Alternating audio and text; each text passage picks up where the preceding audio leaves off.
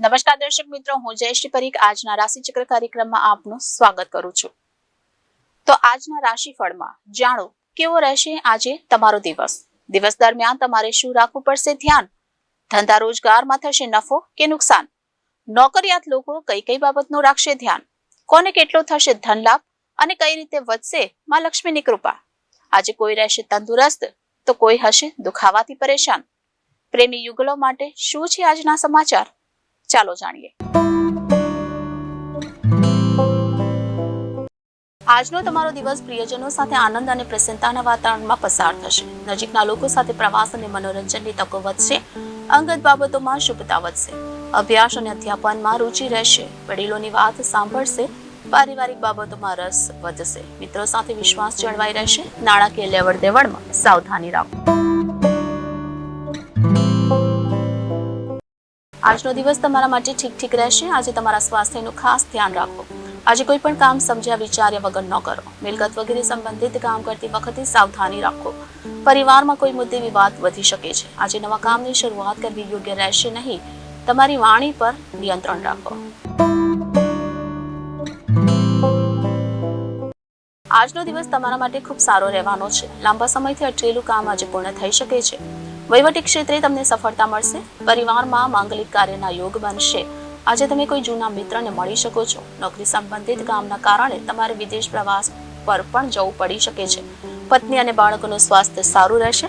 આજે વેપારમાં મોટું રોકાણ કરવું તમારા માટે ફાયદાકારક રહેશે. આજનો દિવસ તમારા કાર્યક્ષેત્રમાં તમારા માટે ખૂબ સારો રહેવાનો છે. નોકરીમાં આજે તમને કોઈ નવી જવાબદારી મળી શકે છે. રાજકીય અને સામાજિક ક્ષેત્રે તમારી પ્રતિષ્ઠા વધશે. શાતિર લોકોથી સાવધાન રહો, નહીતર તમારું કામ બગડી શકે છે. આજે જમીન, મકાન અને વાહન વગેરેની ખરીદી થવાની સંભાવના છે. પારિવારિક દ્રષ્ટિકોણથી આજનો દિવસ સારો રહેશે. આજે તમને તમારા જીવનસાથીનો સહયોગ મળશે. આજનો દિવસ તમારા માટે ઉતાર ચઢાવથી ભરેલો રહેશે. આજે કોઈ મોટી ડીલ તમારા હાથમાંથી નીકળી શકે છે. નોકરિયાતોએ આજે અધિકારીઓ સાથે બિનજરૂરી વિવાદમાં ન પડવું, નહીતર તમારા કાર્યસ્થળ પર ભારે નુકસાન સહન કરવું પડી શકે છે. પરિવારમાં પૈતૃક સંપત્તિને લઈ મતભેદની સ્થિતિ સર્જાશે. આજે તમારી પત્ની સાથે કોઈ મુદ્દે વિવાદ થઈ શકે છે. તમારા સ્વાસ્થ્યનું ધ્યાન રાખો. વાહન વગેરે ચલાવતી વખતે સાવધાની રાખો. આજે તમારે વ્યવસાયના દ્રષ્ટિકોણથી આજનો દિવસ તમારા માટે ખૂબ સારો કહી શકાય તેમ નથી. આજે તમારું બનતું કામ બગડી શકે છે. તમારા બિઝનેસ પાર્ટનરથી સાચવીને રહો, નહીતર તમને મોટું નુકસાન થઈ શકે છે. તમારી વાણી પર કંટ્રોલ રાખો અને વાદ વિવાદથી દૂર રહો. આજનો દિવસ તમારા માટે સારો રહેશે. કોઈ જૂના મિત્ર સાથે મુલાકાત થશે. સાથે જ આજે તમે પ્રોપર્ટીને લઈને કોઈ મોટો નિર્ણય લઈ શકો છો, જેમાં તમને લાભ થશે.